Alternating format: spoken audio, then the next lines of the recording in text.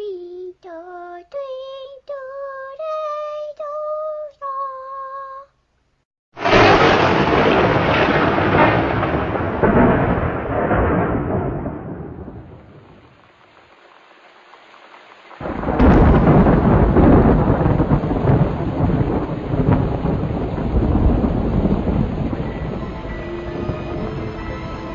I'd like to tell you a story, but I suppose you've already heard the one about Ida, or haven't you? She was only the saddest, unluckiest little girl who ever lived. You mean to tell me you've never heard? Well then, that is the story that I shall tell you. It begins a very long time ago, in the town of Catawall, in the midst of a terrible storm. She simply appeared one day. She was small and pale and shivering, and standing all alone on a corner. A paper around her neck said her name was Ida. Ida wouldn't say anything at all. Oh, how frightened she looked, but oh, how brave she tried to look, until the kindly Mrs. P stopped and inquired as to the whereabouts of her parents. Then Ida cried, and cried, and cried. Well, Mrs. P determined right then and there to bring Ida home with her. She'd read about this sort of thing in her Women's Digest. After all, it was surely the right thing to do. It's only until her parents turn up, Mrs. P said to Mr. P. Well, I couldn't have just left her there. Something awful could have happened to her because I didn't stop, and it would have been very bad luck for us, Henry. I can tell you that. All right, dear, said Mr. P to Mrs. P. Just until her parents turn up. But Ida's parents did not turn up. Mrs. P did not mind, and to tell the truth, neither did Mr. P. Ida was quiet and well behaved. She went to bed when told, kept her toys in order, and tried her very best to help with the household chores. In return, she had a home and a family, and seemingly not a fear in the world. Except, perhaps, for the neighbour's terrier, Petey, who made it quite clear that he wished to bite her ankles. The first sign of trouble came late one afternoon, announced by angry pounding upon the front door. It was Mrs. Pheasant, the P's next-door neighbour. "Where is she?" she screeched.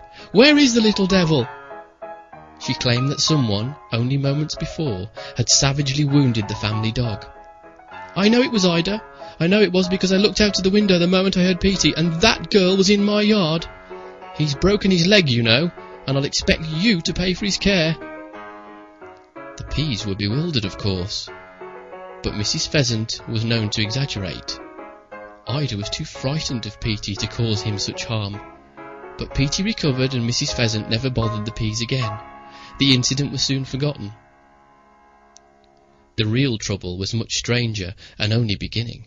There was the morning in the garden with a horde of black snakes. The Sunday at St. Parsley's, when the baptistry turned to oil. The great bat found in Catawall Park. And every time something truly bizarre happened, Ida was nearby. It made the more superstitious folk simply buzz with gossip. "That little orphan girl of yours is bad luck," some said. The P's would merely shrug and walk on their way, but even Mrs. P could not deny she sometimes wondered about the quiet little girl. And then tragedy struck. Ida began to wander at night.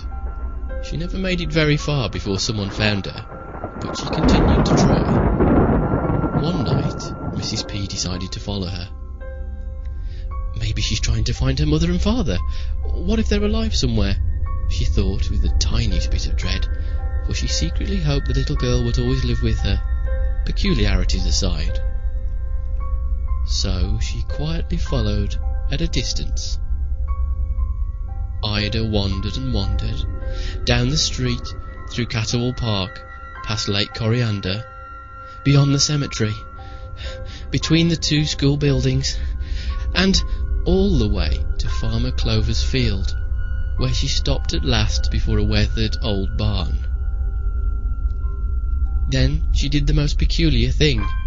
Lifting her tiny arms into the air, she began to sing.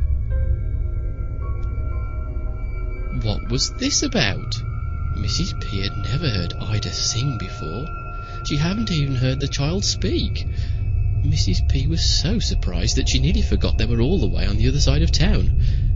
Who knew what mischief lay beyond those barn doors at that hour, she thought. Better they return home at once.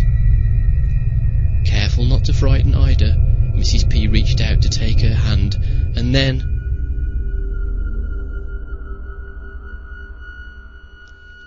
When Farmer Clover rose for his early morning work, he was startled to find an odd little girl sitting on the grass before his barn.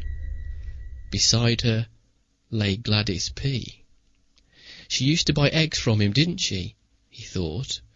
But now she lay quite still, barely breathing, her face frozen in terror.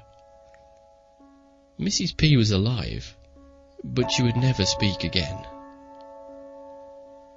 Distraught with grief and very much afraid, Mr. P sent Ida away. That day, Ida cried almost as hard as when she'd first been found, all alone on a corner.